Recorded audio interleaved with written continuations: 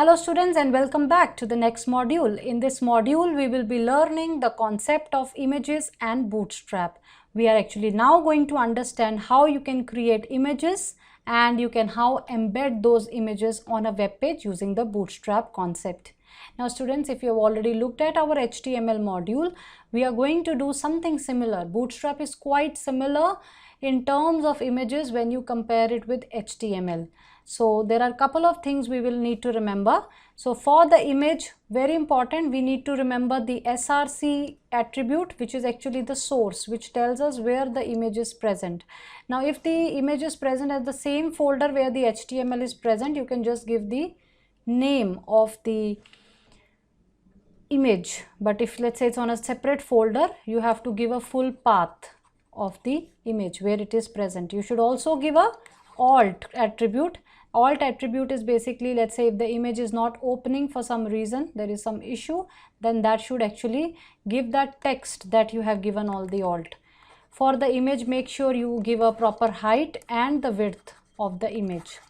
Alright, so for our convenience, what I have already done is I have already downloaded an image which I am going to show you. This is the image which I have already downloaded, capture.jpg. And what we are going to do is we are going to open this image on a Bootstrap code. Alright, so what are you waiting for? Let's get started. So in the code that you can see that I've written, this code I'm very sure you're conversant with now. You know, we have to make this, write this code to make sure we have Bootstrap set up on our system. And what I'm going to do is I'm going to use a beautiful flower image as the heading.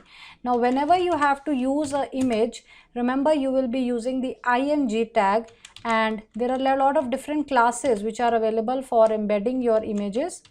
The image is there, image fluid is there. So if you say fluid, in that case it will basically become more responsive. Then you will be giving the source where that image is there.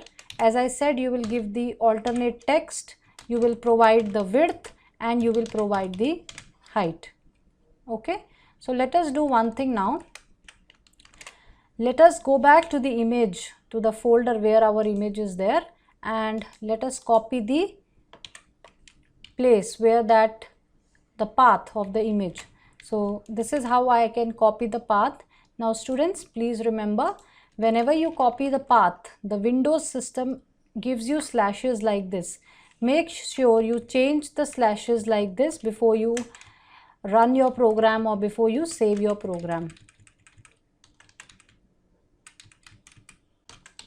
All right, I'm going to save this code that I have written. Let me just make it a bit smaller to show you. So I've got the class image fluid. I've got a src where the path where the image is present, and I've got an alternate text, a width and a height of the image.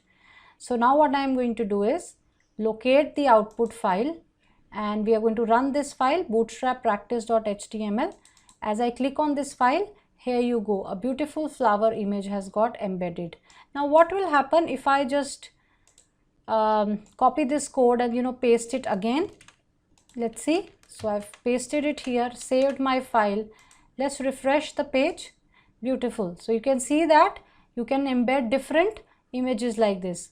How about another image, and then we will see the responsiveness of this image on the web page.